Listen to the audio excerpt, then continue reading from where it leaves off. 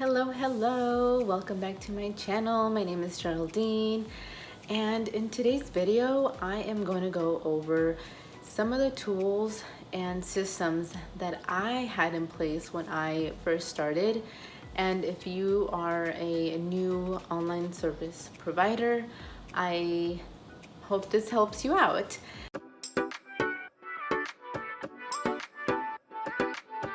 So when we're getting started, we are Googling everything, we are asking people questions, we're looking on YouTube for the answers on what do I need to create before starting my online business, or what things do I need to have in place. One of the things that I mistakenly did when I first started was I need to have a website. I thought I needed to have this whole onboarding process in place. But to be honest, you don't need any of those things when you're starting out.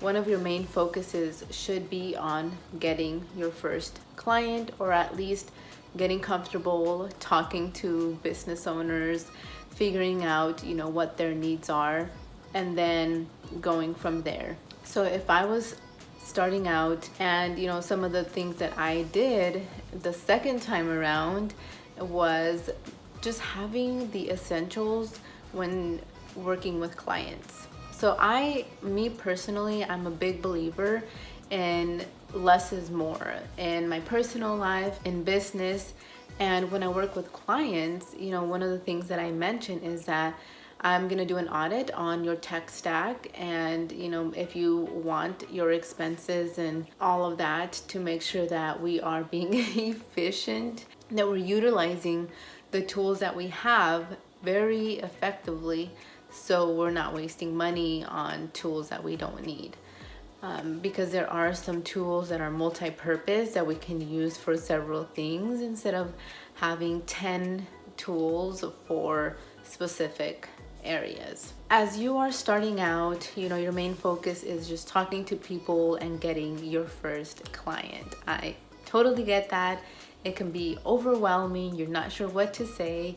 But one of the things that really helped me out was having a Zoom account.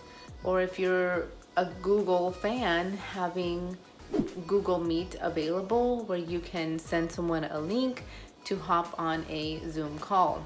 So I'll give you a quick scenario. If I was to DM someone and ask them, hey, I saw that you are looking for a operations manager. I wanted to, speak with you about this. Some people might be open to it. Some people will want you to apply and all these other things. But in this scenario, let's just go with the flow. So I reach out to someone, we get on a call, I send them my Zoom link, because again, you want to make it as seamless as possible for them because they are busy already. So having that on hand, whether it's on your phone or your computer, you can easily create a meeting and sending them the Zoom link. That is very helpful. One other thing that you can do, but I wouldn't recommend it in the beginning, is to have like a Calendly account where you send someone your booking link and then they get to choose which date and time works for them. But in the beginning, you want to be as flexible as possible and making sure that you are meeting with someone when they are available. So the first one is definitely having your Zoom account set up and know how to use it, because sometimes you get on a call and they want to share something with you, you're trying to screen share and it just doesn't work out. It's happened to me, that's why I'm saying it. Number 2 is having some sort of questionnaire. And again, you can use Google Workspace to create these forms. It could be something very simple where you collect their name, email, and ask them a couple of questions about their company. And this can be very helpful if you are to get to know the business a little more. It could be questions like, how long have you been in business? What is your service or offer that you have, that you sell? It could be questions like, how many team members do you have and what are their duties and tasks? You can even ask what their revenue is. Some people are open to share. I don't mind talking about money. I think it's very, very important, and it helps us determine where they're at as well. You can also ask them, what are some of the struggles that you have on a day-to-day basis? Do you have any issues that don't let you sleep? One of my favorite questions is, if I had a magic wand and I can get 3 things off of your plate yesterday, what would they be? And then asking them what their desired state is. Knowing this will give you some leverage on what they want their business to look like, or what the state of their business looks like, or what they want their business and team to look like in the future. So it kind of helps you out. This is an option. It's very helpful for you. If you book a call with someone, you can send them this questionnaire, a couple days before, and just let them know, hey, this would be very helpful if you can fill this out. Otherwise, it's fine. You can ask these questions when you're on the call, because at the end of the day, you're just trying to understand, what their pain points are and how you can help them. So that's number 2. Number 3 is having some sort of invoicing and proposal software in place. I've used most platforms out there, from PandaDoc, Dubsado, I've used 17 Hats, I've used just a regular Stripe and Square. There's so many things out there, but my favorite that I am currently using is HoneyBook, just because it has, again, all these features. You can create workflows, you can have a calendar set up that you can share links with people, you can have all your proposals and templated emails set up, so it's all in one place. They also have an app which is helpful if you're out and about, someone sends a proposal, you get a notification, you start jumping up and down. But HoneyBook is my go-to, and once you create your templates, you can reuse them. You're able to have that pipeline, so you can see how many inquiries you've gotten, how many proposals you have sent out, who you need to follow up with, and all this other stuff. And again, my favorite is automation, so you can create some automations so this system is working with you and not against you. And having a invoice and proposal system in place helps you look professional. You have a actual contract that you can use. HoneyBook also has contracts templates that you can use, but I would encourage you to talk with a lawyer or service called the Contrasista or something like that, where you can get contracts for specific type of industry or service that you offer. So definitely check that out. I will link it below. Once you have your proposal set up, it's just, a couple clicks here and there.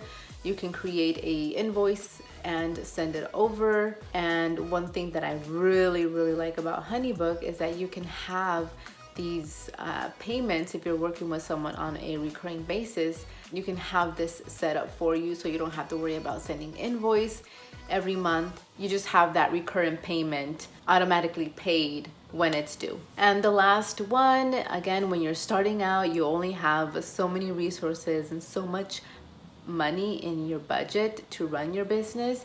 So trying to be mindful and use any free softwares that are out there. So this is something that I still do with clients, is I create a Google folder for them. So anything that we create together or that I create for them, we house it in this Google folder. Any meetings or that we have, all the recordings go into this folder. Anything that is team related goes into this folder. Anything that they want to share with me, they're able to access and upload things on there as well.